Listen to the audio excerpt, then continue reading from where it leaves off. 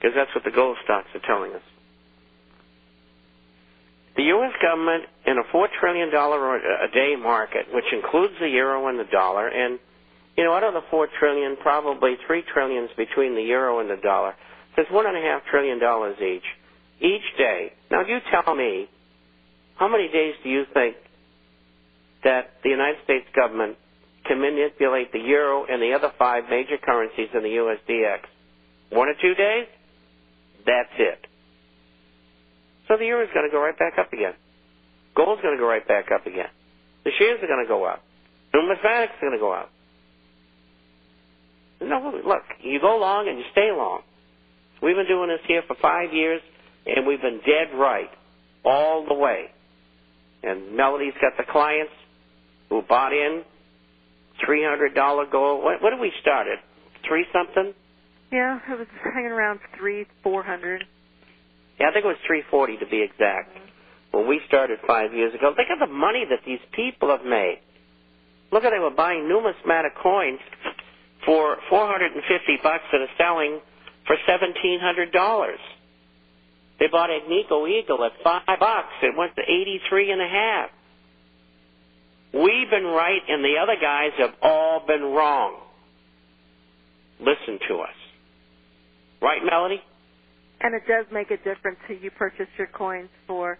And I'm working with a lady right now who purchased coins back in '05, and she spent a considerable amount. Gold's gone up. I went back and checked. Gold was trading on an average for the year about $450, $460. You know, so we have a $500 move in gold. She's just barely breaking even on coins.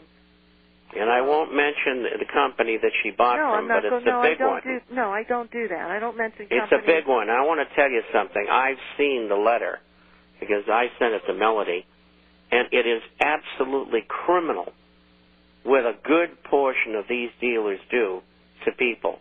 If you do not call Melody first, there's something wrong with you because you know you're going to get a straight shake, and you're going to get good delivery, and you're going to get a quality product. And you're going elsewhere, you're going to get taken. I ran into a guy the other day, get disemboweled just like that lady did. Horrible. And he purchased not too long ago. Awful. Speaking of which, I got another call today on the Lakota silver dollars, and I'm trying to do a little bit of my research. There's a couple of, but you have the Lakota Nation, and then you have the Republic of Lakota. And I contacted the Republic of Lakota, and they responded saying that the Republic of Lakota is not producing silver coins. We do not have a banking system in place. Thank you for asking. I did write back to inquire a little bit further to see if the Lakota Nation, if that's the same as the Republic, or if, because there's so many different websites on the web, that you can go to that they're really not connected to the true nation of Lakota. So, again, folks, those are just silver rounds, and you're paying almost $22 a piece for them. You can buy silver eagles at $5 less and get a real, legal, constitutional dollar. You get a real silver dollar with 1 ounce of silver. So, to me, the Lakota silver dollar isn't anything different than the Liberty dollar. What was the Liberty dollar? It was a silver round that you paid premiums excess of what you need to pay. A silver round, you could save $7, $8 a coin.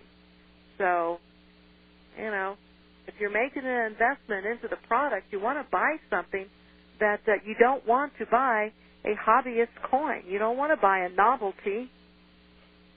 Here's a gentleman that was listening to Friday's program, and he enjoyed it, to your discussion about the U.S. Treasury yield, especially in regards to the 10-year yield. He says the Fed seems to be quickly running out of ideas or even acknowledge the problem exists to combat rising yields after what seems to be a grave mistake in not deciding to cap rates under 3%. Although the economics are complicated and potentially disastrous results for all of us, he's got one question.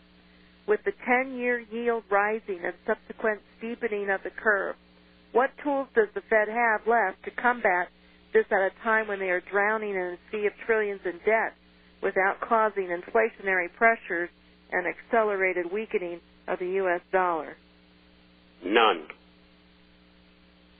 zero, and that's why the rates are climbing, and that's why they can't control them now, and they're going to have to monetize $2.2 trillion by the end of September, which is the end of the fiscal year. That's dollars.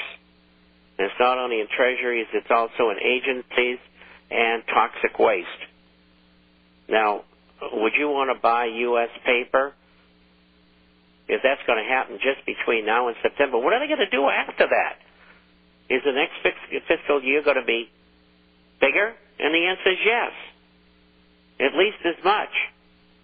And I've already projected a total of $4 trillion to $5 trillion in monetization this year and next year in total. What do you think is going to happen to the dollar? It's going down. What do you think is going to go up? It's not going to be bonds. It's not going to be the stock market. It's going to be gold and silver. And you're looking at unbelievable profits. So get on your horse. This is the place to buy. You know, every time, every day, they keep the price down. It gives you another opportunity to buy gold and silver-related assets on the cheap. They never thought of that when they started this thing. They are enriching probably 5% of the population. And some of these people who are subscribers, at least to my letter, are dealing in $5 and $10 million, $20 million. So we're looking at something here that can be very, very powerful because the Americans aren't even in the market. Most of the buying's coming from India, the Middle East, and Europe. I mean, go to South America, Central America, Mexico. You cannot get gold coins. There are not any. I know a buyer in Central America who's been trying to buy all over Latin America for 3 weeks and cannot get any coins. So a word to the wise should be sufficient. And don't forget, I don't get paid to do this. I do it because I care and I've been right, and God help me, I hope it continue to be so, and I hope gold goes up and reflects all of the damage that's been done to our lives, and at least some people can profit by it.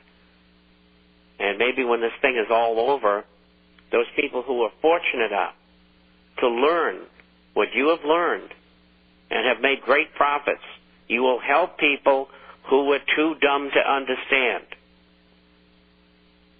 Don't forget that. You got to give something back. Russia's 35. I don't know if we'll have time. Russia's 35% stake in Germany's Opel is not contingent on guaranteeing any jobs at Germany's Opel plant. He thinks in the future Russia will guarantee defense of and non-aggression towards Germany. Germany will accept and NATO will be kicked out of Germany. The world appears to be on the cusp of emerging Germany and Russia preeminence, which he suggests will be in harmony with the goals and members of the Shanghai Cooperation Organization. Your comment, please. I think that's a good thing, and I think he's right. And I think the euro is going to go to the way of the doo-doo bird. I think the European Union is going to break apart. I think the game is over, and I think he's absolutely right. The Europeans are fed up. The Germans can't get their gold back. Why do you think Merkel was screaming at the top of her lungs? Yeah. I mean, the Russians are playing it straight. They once were an enemy. They're not an enemy anymore. You take them in as a friend. Here's another question. We probably have another minute. Obama and Medvedev meet July 6th and July 8th in Moscow to implement a new arms agreement that replaces START, which was one of the biggest arms negotiation deals in history. This is an extremely extraordinary time. Yeah, there's the music. We'll get back to it tomorrow, Bob. We won't be here on Wednesday. All righty, folks. Take care. God bless. Bye-bye. Bye-bye, Bob.